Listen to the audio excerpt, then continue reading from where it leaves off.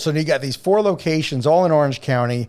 And now we're going to make the move to opening company-owned locations in a couple in Florida. And now we're going to find out this thing's going to work now, coast to coast. So tell me, share with me some of your thoughts on why you picked the markets that you picked in Florida. How similar do they look to the markets that you've successfully, done in California? For sure. So just to clarify, so one in Florida and one in California. Oh, that's right. So I'm sorry. That's right. Boca and then Manhattan Beach you're going back to. Manhattan Beach, yeah, California. So yeah, I think that they line up well with Newport Beach, right, which is Mm-hmm. our highest grossing store, in that they're affluent markets, the right demographics. I think the right kind of like psychographics of who these people are and what they and the type of things they like.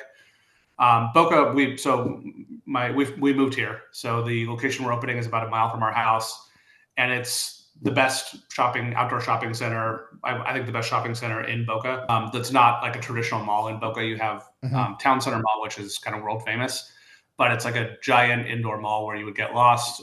So we're going to be in what's called Meisner Park, which is like this, very iconic, famous outdoor shopping center here in Boca Raton that has concerts and like twice a week they've got concerts at their amphitheater. There's events all the time. There's great co-tenancy. So it was kind of a no-brainer. And like from the very first moment we came here, we said, hey, if we can find a spot in here, we should absolutely do this. And luckily we found a good spot. So yeah, excited for that one. And then going back to the West Coast, Manhattan Beach. We were aware of the shopping center for a long time. It's called The Point in Manhattan Beach. It's one of the best shopping centers in South LA. It's kind of one of those things where everybody knows about it. Everybody goes there. Again, like incredible co-tenancy. Funny enough, we're right next to Pause, which is another Repüm brand. So yeah, again, just kind of a no-brainer. We've just been kind of lucky lately on getting the real estate that we want, like the really like A-class centers. Sure. And that's going to be key for your franchisees to be successful now that you're starting up in that way. So, all right. So take me to this defining moment. You guys are, you've got the 4 company locations and you got the 2 more that are coming. Where does franchise come into play? When do you and Megan decide? How you decide? When does it become even a thought that, hey, I think we need to go the franchising route? Yeah. I mean, we've been getting people asking us about it for years, like almost since we first opened, which we didn't really know much about. But I mean, even with one location, we had people Instagram DMing us and emailing us and calling the stores. So it kind of put it in our heads years ago that like this might be a route, although we didn't know too much about it. So it's been, kind of a learning process. And then I think, the thing that we've learned over the years, which I think kind of was the light bulb, right, is that as you expand outside of markets, really well, it's really hard to understand the nuances of location. And this is something that we've heard from some other, I won't name names, but like very famous brands that have been franchises that now we've kind of gotten into this market. We've talked to these people, and they'll tell stories about like, we have the right neighborhood, but we put it on the wrong side of the street because we didn't know that like there's this, annoying U-turn that nobody wants to make. So nobody will go to that side of the street because they don't want to make this U-turn, right? Like little things like that you would never know, right? If you're not from that market, right? Or if you're inside a shopping center, maybe there's one part of it that's great because everyone parks here and they go this way, so all the traffic is here.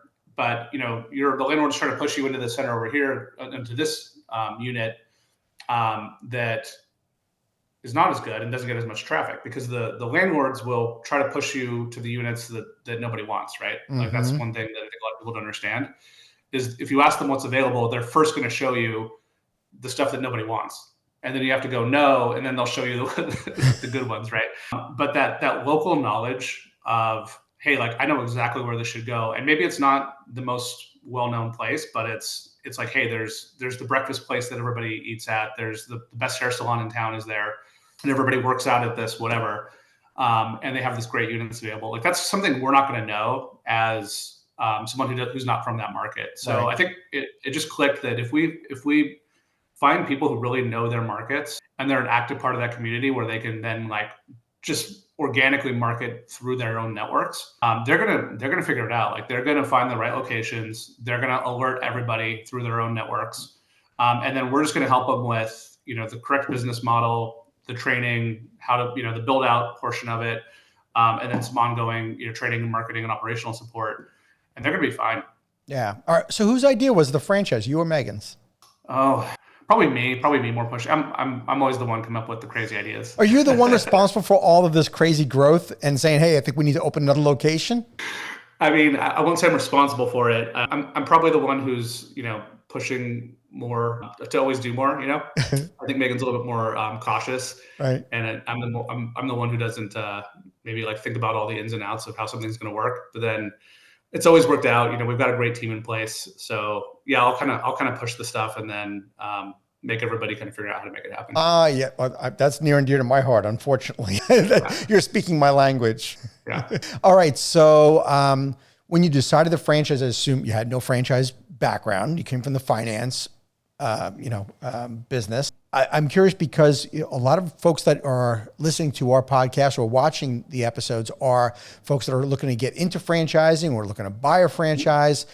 So I'm curious to know, like, how did you learn about getting into franchising? Where did you go? Tell me sort of the steps you took to franchising the company. Yeah, well, that's where I think, Repüm is so great, right? Because I think we realized pretty early that this is a different business than our business, right? Like, you can be great at your business, but not be great at franchising. Absolutely. Good point. So I think we realized pretty quickly that there was a lot we didn't know. And that if we were going to succeed, we needed a partner who could really show us the ropes and help us and guide us as well. And I started doing research, and I was looking for, obviously there's a million FSOs out there, but I was looking for other companies that are more than that, right? Like where they can actually really, nurture the brand as it grows. And I came across Repüm, and just right away, I kind of felt like, okay, this is what we've been looking for. It's not just, hey, we're just going to go sell franchises for you, and then it's on you to figure out the rest. It's really like a partnership where we're partnering together to grow this thing, right? And they've been fantastic. Then finding out they have the build them component where they do the construction management.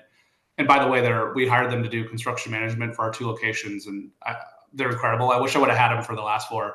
We'd have saved a ton of money and a ton of headache. But yeah, so that's been where a lot of our learning and knowledge has come from.